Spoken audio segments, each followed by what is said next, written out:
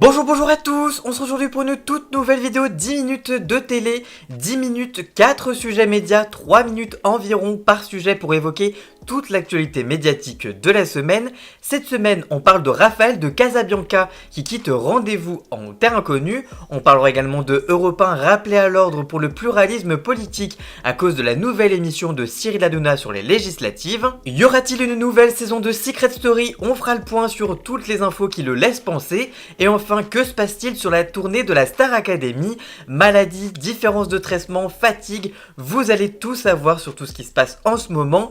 Et on parle de tout ça juste après le générique. C'est parti, générique!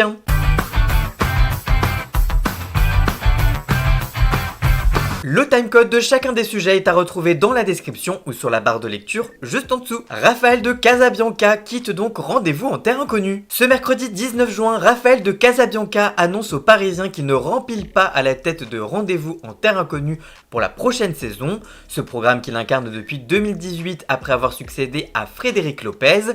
Il est notamment parti avec Franck Gastambide, Vianney, Oli, mais sans Big Flo ou encore Jarry. Il indique, je cite, « Rendez-vous en terre inconnue est intense physiquement et psychologiquement et on ne s'habitue pas à des adieux. C'est un déchirement à chaque voyage qui laisse des traces. Je m'attachais à l'idée de revoir les personnes rencontrées, mais j'ai vite compris que cela était tout simplement impossible. » L'animateur que les téléspectateurs connaissent aussi pour avoir été le visage d'Échappée Belle de 2013 à 2018 indique que le tournage devenait de plus en plus dur à gérer et avec le temps, je suis devenu de plus en plus fragile, je crois. Pour autant, le public de France 2 va encore voir Raphaël de Casabianca dans Rendez-vous en terre inconnue puisque 2 épisodes inédits, l'un avec Thomas Sisley et l'autre avec Kenji avant toute l'affaire qui s'est déroulée, seront prochainement programmés sur France 2.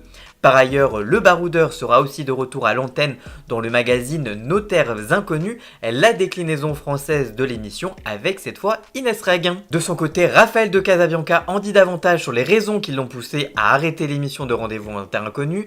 Je le cite à nouveau, « J'ai aussi de plus en plus de mal à atterrir et reprendre une vie normale après chacun des voyages, ce qui a des conséquences pour moi, mais aussi pour ceux qui m'entourent. On ne ressort pas indemne de ces expériences. C'est vrai que mes invités, mais encore plus quand on vit intensément chaque voyage plusieurs fois par an, se poser un peu après 6 ans d'Échappée Belle et 6 ans de Rendez-vous en terre inconnue est devenu nécessaire pour moi. Le nom du successeur de Raphaël de Casabianca n'a pas encore été acté. Frédéric Lopez, qui est toujours le producteur, et la direction de France Télévisions doivent acter leur décision rapidement puisque le tournage d'un numéro inédit est prévu pour la rentrée. Europe 1 rappelé à l'ordre pour le pluralisme politique à cause de son émission avec Cyril Hanouna sur les législatives. Éric Zemmour lundi, Nicolas Dupont-Aignan mardi, Julien Audoul mercredi, Marion Maréchal jeudi. Depuis l'arrivée soudaine de On marche sur la tête, programme présenté depuis le lundi 17 juin par Cyril Hanouna, les politiques classés à l'extrême droite ont micro ouvert sur Europe 1 entre 16h et 18h. Un état de fait qui n'a pas échappé à l'Arcom. En effet, à moins de 10 jours du premier tour des élections législatives anticipées historiques, le gendarme de l'audiovisuel a adressé un courrier à Europe 1. Dans sa lettre révélée par une journaliste du Monde et consultée par l'AFP, le régulateur de l'audiovisuel rappelle à la station son obligation de traiter avec mesure et honnêteté l'actualité électorale, au regard notamment des évolutions apportées récemment à sa grille. En effet, lundi, Sophie Davant a été priée de céder sa place sans ménagement à Cyril Hanouna par la direction de la station, je cite, en raison de l'actualité politique. Europe 1 doit aussi veiller strictement à assurer une pluralité de points de vue dans les émissions de débat. Plus généralement, la radio doit également se conformer à l'exigence du pluralisme de l'information telle qu'elle découle d'une décision du Conseil d'État de février dernier, explique l'autorité qui veut connaître dans les plus brefs délais les mesures qu'entend de mettre en place Europe 1 pour respecter ses différentes obligations. Avec cet avertissement, l'Arcom donne donc en effet un gage supplémentaire au Conseil d'État qui a sommé le régulateur de l'audiovisuel de muscler son contrôle du pluralisme des chaînes. Le régulateur devrait dévoiler un dispositif renforcé avant la fin de l'été, mais le principe de la décision s'applique déjà. L'Arcom a ainsi indiqué à l'AFP avoir été saisi pour le premier numéro de l'émission où ont été invités le maire de Béziers et ex-proche de Marine Le Pen, Robert Ménard, l'ancien Premier ministre Manuel Valls, l'eurodéputé RN Mathieu Vallet et le président de Reconquête Éric Zemmour. Le régulateur a également été saisi pour la dernière de Touche pas mon poste du jeudi 13 juin 2024. Cyril Hanouna a orchestré ce jour-là un rapprochement entre Reconquête d'Éric Zemmour et le RN de Jordan Bardella, qui a tenté de le joindre en direct. Il a également indiqué qu'il quitterait la France si les Insoumis arrivaient au pouvoir grâce au nouveau Front populaire après les élections législatives, plaidant par la suite une boutade. L'animateur de 49 ans est habitué des dérapages et ses émissions ont valu à C8 une pluie de sanctions de l'Arcom pour un total de 7,5 millions d'euros depuis sa mise à l'antenne sur C8. Enfin, cette alerte de l'Arcom arrive dans un contexte particulier puisque selon l'informé, l'Arcom aurait deux autres séquences encore à inspecter, celle du 29 septembre où dans lequel Cyril Hanouna avait affirmé dans TPP qu'un collège de la ville avait mis des salles de prière à disposition des élèves musulmans, ce qui était faux. Enfin, une autre en date du 16 janvier lorsqu'un médecin avait tenu sur le plateau des propos anti-vax. Enfin, le journal Marianne révèle que les fidèles téléspectateurs de Cyril Hanouna ont voté en majorité pour l'extrême droite avec près de 42% pour le RN et 7% pour Reconquête lors des dernières élections européennes. Pour avoir plus de détails, rendez-vous dans le dernier numéro des 10 minutes de télé qui est toujours disponible ou alors dans ma vidéo qui sortira lundi. Y aura-t-il une nouvelle saison de Secret Story? Voici les points qui pourraient le laisser penser. Alors que la saison 12 s'est conclue, le producteur de Jean-Louis Blotte assure un bilan positif auprès du Parisien. Je cite: « Je suis satisfait des audiences, ces 8 semaines correspondent à ce que nous avions en tête, mais alors quels sont justement ces chiffres d'audience ? En moyenne, les quotidiennes de Secret Story ont été suivies par 1,1 million de téléspectateurs pour près de 12% du public avec le replay. Les scores sur cible sont plus que corrects avec près de 29,2% sur les FRDA moins 50 ans, c'est-à-dire les ménagères.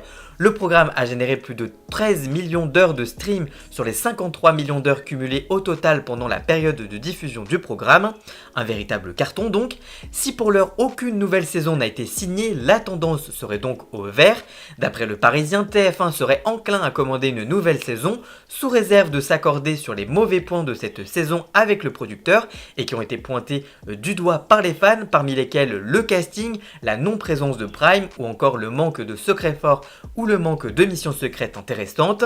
Cette saison test n'aura pas permis à Endemol de gagner de l'argent, la société de production en a même un peu perdu, mais elle permet de poser les bases d'une éventuelle nouvelle saison qui, comme pour la Star Academy, pourrait donc être rallongée la saison prochaine, et par la même occasion voir le retour des hebdos qui a fortement manqué aux fans. Seul point noir et interrogation autour de Secret Story, les audiences de la finale, diffusées très tardivement, a essuyé un petit revers d'audience en ne réunissant que 509 000 téléspectateurs. Côté part de marché, TF1 pointe à 11% sur le public, mais aussi 16,5% seulement sur les FRDA moins 50 ans, et fort heureusement 37% sur les 15-34 ans. Malgré tout, c'est un score en hausse par rapport à la moyenne de la case habituelle, mais qui déçoit puisque à titre de comparaison, le lancement 2 mois plus tôt de Secret Story, dans un cadre horaire plutôt similaire, avait réuni 783 000 téléspectateurs pour 20,6% du public et 36% des femmes responsables d'achat de moins de 50 ans et jusqu'à 61% des 15-34 ans. Sur Twitter, TF1 Pro a préféré annoncer une audience jusqu'à 1 million de téléspectateurs, donc c'est le pic. Une audience toutefois à nuancer puisqu'on ne connaît pas encore le score qu'a fait la finale en replay sur TF1+. Malgré tout, l'audience de la finale peut s'expliquer par un match de foot juste avant qui n'est pas vraiment la même cible et le même public que celui de Secret Story. En plus, en pleine semaine, et alors même qu'aucun hebdomadaire n'a été diffusé cette saison. De plus, Endemol a vendu le format de Secret Story sur 2 territoires, d'abord sur le continent africain, où une saison de Secret Story Afrique fait beaucoup parler jusqu'en France et qui se déroule actuellement, mais aussi au Portugal où la chaîne TVI l'a acheté. Cette vente de format ramène de l'argent à la société de production et pourra ainsi pousser la chaîne à commander une nouvelle saison. Que se passe-t-il vraiment sur la tournée de la Star Academy? Maladie, différence de traitement, fatigue, vous allez tout savoir. Après plus de 75 dates de concerts à guichet fermé en seulement près de 4 mois, la tournée de la dernière promotion de la Star Academy va s'achever le 7 juillet prochain en Belgique, à Bruxelles. La fin de cette aventure extraordinaire pour 7 anciens pensionnaires du château de Damary-les-Lys, mais qui a été très exigeant physiquement. En effet, première candidate à être tombée malade fin avril, Lénie, la Benjamine de la promotion 2023, a de nouveau dû annuler sa présence lors du concert de Aix-en-Provence ces derniers jours. Également, lors du concert de Bruxelles, c'est Julien qui est tombé malade et qui a dû s'absenter. Depuis, il s'est confié auprès du magazine Téléciné Revue. Après une aventure aussi costaude que la Star Academy, c'est compliqué d'enchaîner avec une autre comme celle de la tournée. Plus de 75 dates en 4 mois, c'est stratosphérique. Physiquement, on tire fort sur la corde. Après, il y a encore du boulot qui m'attend, annonce même celui qui se produira sur la scène le 28 juillet prochain, toujours en Belgique, aux fêtes de la Sainte-Anne à Perisweld. La semaine dernière, c'est Pierre Garnier, le grand gagnant de la saison, qui indiquait sur Instagram qu'il serait dans l'incapacité de chanter sur la scène de la Star Academy. Malheureusement, je suis malade aujourd'hui. Les médecins que j'ai consultés m'ont indiqué que je devais me reposer ces prochains jours. Je ne serai donc, à mon plus grand regret, pas présent sur scène. Ne vous inquiétez pas pour moi, je fais le nécessaire pour pouvoir revenir en pleine forme et profiter à vos côtés des derniers shows qui arrivent. Dans les colonnes de Pure Chart, Axel a donné des nouvelles de la santé de Pierre Garnier. Il était vraiment KO, il avait besoin de se reposer et de se ressourcer. La fatigue commence vraiment à se faire ressentir. Elle est beaucoup plus intense que pendant l'émission. On voyage tout le temps, on dort dans le tourbus, parfois on est à l'hôtel. Dès que l'un de nous tombe malade, comme on est tous dans le même bus, les chances que les autres tombent malades sont très élevées et on ne peut pas assurer un show à 5, à 4, à 3. C'est trop compliqué. Il en a profité pour se confier sur la difficulté de faire une telle tournée. Je cite à nouveau, c'est un vrai bonheur de faire toutes ces dates, même si c'est très intense, et ça je pense que tous les professionnels seront d'accord pour le dire. On ne se rend pas forcément compte qu'on est épuisé mentalement. Tous les soirs, on a le plaisir de retrouver les gens sur scène, ils nous donnent un boost incroyable sur l'instant T. On voit que la fin approche à grands pas, il y a déjà un peu de nostalgie, mais d'un autre côté, on se dit c'est bien parce qu'on va enfin laisser une place à des nouveaux. Pour nous, c'est aussi la possibilité de se détacher un peu de l'image Starac et de vraiment s'affirmer en tant qu'artiste. Sur le plan moral aussi, ces derniers mois a été éprouvant pour certains académiciens, à l'image de Djibril. En effet, à l'issue du concert XXL donné à l'Accor Hotel Arena le samedi 8 juin et retransmis en direct sur TF1, le candidat a posté un message amer sur son compte Instagram dans lequel il dénonce une égalité de traitement qui le faisait ne pas se sentir à sa place et accepté par la production quand ses camarades au château le boostaient. Un message validé par Candice mais aussi par Axel qui ont promis de parler à la fin de la tournée. Voilà, en tout cas j'espère que cette vidéo vous aura plu et informé. Si c'est le cas, n'hésitez pas à la liker, à la commenter, à la partager sur les réseaux sociaux, à me rejoindre sur tous mes réseaux sociaux à moi, tous les liens sont dans la description. N'hésitez pas également à cliquer sur le bouton rejoindre afin de prendre un petit abonnement de 3 € par mois afin de me soutenir, ça me ferait extrêmement plaisir. N'hésitez pas également à vous abonner pour encore plus d'infos médias au quotidien. Merci encore à Jason, alias Ian Scott pour la musique de fond de cette vidéo, tous les liens sont également dans la description et on se retrouve très vite pour une toute nouvelle vidéo. A très bientôt, ciao ciao.